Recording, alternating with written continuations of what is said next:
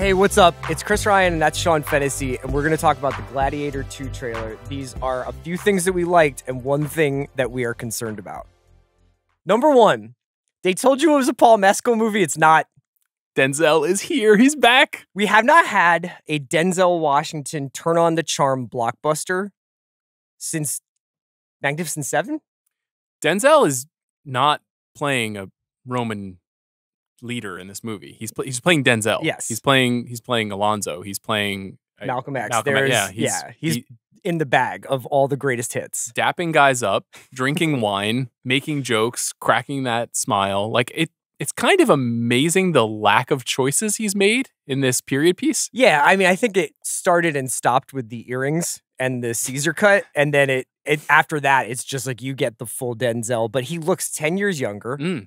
He looks like he's having fun. I haven't seen him like crack smiles in a minute in a movie. I mean, we're talking about Roman J. Israel, Fences, Macbeth, like a bunch of movies that are kind of dour or kind of like mannered, and this one is just like the charm offensive. It's interesting too. This is his second movie with Ridley Scott, but of course he had this long-standing relationship with Tony Scott, Ridley's late brother. And in Tony Scott movies, Denzel, you know, he would let it fly. Yeah. And it feels like he's ready to let it fly for Ridley. Do you think that it's perhaps the trailer leading with the biggest star rather than what the movie is actually about? I do. Okay. I think Denzel's in 6 scenes of this movie, but all 6 scenes are featured prominently in the trailer, and I'm not mad about it. Yeah, it's very savvy if that's the case. Let's talk a little bit about the fact that this movie appears to be the exact same story as Gladiator, what we know as Gladiator, but is now Gladiator 1, I guess. You know, all of the beats of the plot have an almost direct analog to the first film. Now, I personally do not mind this at all. It worked very well with Top Gun Maverick. Plenty of directors over the years have had a template that works really well, and then they just kind of iterate on it a little bit. Are you into this being just Gladiator? Well, are you Top Gun Maverick or are you The Force Awakens? You know, that's really the question that we'll have to ask ourselves, because The Force Awakens is good. Yeah. It's fine. It's pretty fun. And it was nice to be reminded of what is kind of special about seeing Star Wars for the first time. But it's not Star Wars. Sure. You know? And Top Gun Maverick gave you a different kind of a feeling. That gave you a feeling of like, not only is this movie back, but this feeling is here to stay. Mm-hmm. Can Gladiator II do that? I hope so. I'm not so sure that story is as recyclable as you want it to be. Well, it's more just like, I don't really know whether or not, like, if they had done a sword and sandals movie with these people in it, but it was like a totally different, like, it's not in Rome, like the Colosseum isn't involved. Like, I definitely would go see it and enjoy it, but I don't know if you can fly it under the Gladiator 2 banner. It's worth also noting that Gladiator, the first movie, did not have a script, and it was pretty much like written on the fly and not improvised necessarily, but kind of like Ridley Scott and Russell Crowe and some writers like kicked it up as they were shooting it. So I like the idea of them taking what worked from Gladiator, and maybe this Denzel Washington character it seems like a lot like the Oliver Reed character in Gladiator 1, but Oliver Reed died during the making of Gladiator, so they weren't really able to do everything with that character. I wonder whether or not it's almost like, let's do it right this time. I like what you're thinking, but if Paul Mescal says, "Are you not entertained?" I'm going to be mad. That's all. I just want to put that on the record. Do not say that in the movie. We need a FanDuel like prop board of like, will he say on my command unleash hell? Does he have a dog? That's not ideal. That we don't want that. Okay. One new thing that Ridley is bringing to Gladiator 2 is he put a bunch of water in the Colosseum, and there is a shark in there. Is that scientifically accurate? Scientifically, I don't know. I don't know if it's historically accurate. I do know, as Amanda Dobbins, a classics major and your co-host on The Big Picture, told us, there was aqueducts that could feed water into the Colosseum. There was an emperor who did flood the Colosseum for entertainment value, for recreating battles. That looks like what they're doing here. How did they transport the sharks to the Colosseum? Was that I think these guys truck? were willing to lose a lot of dudes in any process. Like any little job. So they would if I was like, hundreds. that might cost 100 guys, these emperors was like, tell me when I'm supposed to be upset about this. Were there portable aquariums in 300 they AD. They had great plumbing. They made a huge technological advances. But like a shark, like they caught a shark. Like let's just start with they caught a shark. Like that shark wasn't born in the Colosseum. Yeah, but Sean, I kind of feel like your instincts are fighting against what we have here. They put a fucking shark in the Colosseum. Yeah. It's awesome. Yeah. I agree. I shouldn't think too hard about it. Okay, so sharks and a rhino. Yeah, that was great. Same deal. They captured a rhino. They tamed it. They trained it. There was something about the Mescal character takes a handful of sand. And this is my next thing that I think we can get into the thing that we're a little nervous about. Okay. And he throws the sand in the rhino's face. And it kind of is the same thing from Gladiator, where he's like, here's everything that's going to happen. You guys all key on me. In the first movie, they're doing like the beetle kind of phalanx thing. Yep.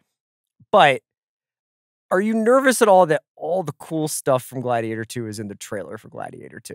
This is a modern problem where we feel like most trailers give away too much. I was fine certainly seeing all the callbacks to the original. I think that's very smart marketing. So guys like you sitting at home alone crying while watching the trailer. Yeah, just no me. Guys like you.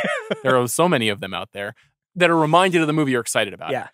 The one thing that I struggled with was the reveal that there will be a fight scene between Pedro Pascal's character, who is clearly a Roman general, and this slave character portrayed by Paul Mescal, who's our hero in the movie.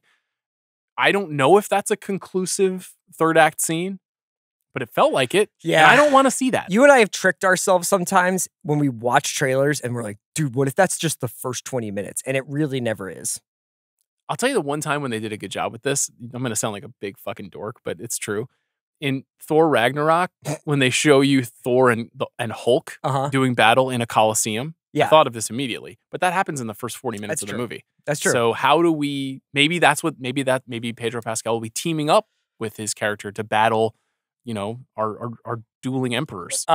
Let's talk about Mescal, because this is his GoPro moment. Like, I know he's been in Aftersun, he's in Normal People, he's in All of Us Strangers. He's a wonderful actor. He's the internet's boyfriend. He's like this beloved thing. But I still think that, like, for the moms out there, for the uncles out there, for the guys who saw Horizon Part 1, Day 1, they may not know him. Like, they may know him by sight, but not like his vibe. Do you think?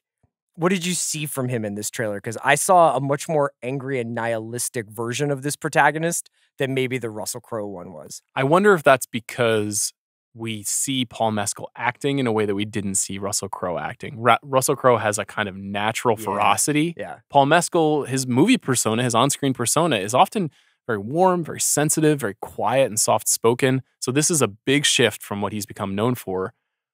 I'm willing to take a chance. I mean, he's obviously jacked and physically imposing, which is really important for a part like this. Seems very athletic, which is important for a part like this.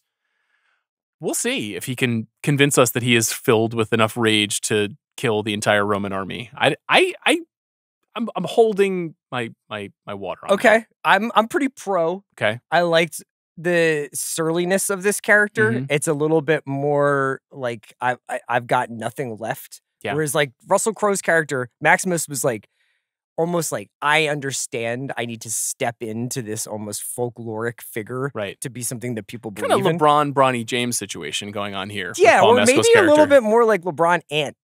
You know what I mean? Oh, wow. Okay. And so like I think that there's something like the young buck coming up here. So you're in on Gladiator 2? Yeah. Yeah, you want to know why I'm in? Because they play No Church in the Wild in the trailer. And that is basically the 21st century Gimme Shelter. Yeah. So Safe House, another Denzel Washington also vehicle. Also a good movie. Featured this. Is it? Yeah, it is actually pretty good. Safe House is good. Yeah. That's it's like Ryan Reynolds is like the South Africa station chief. Absolutely. And then Denzel Washington's a spy on the run and kidnaps Ryan Reynolds. Sure. Sounds really good. Sounds like definitely a movie that deserves No Church in the Wild. Like you didn't watch Safe House? I saw it. Like you're busy watching Merchant Ivory movies? What are you doing?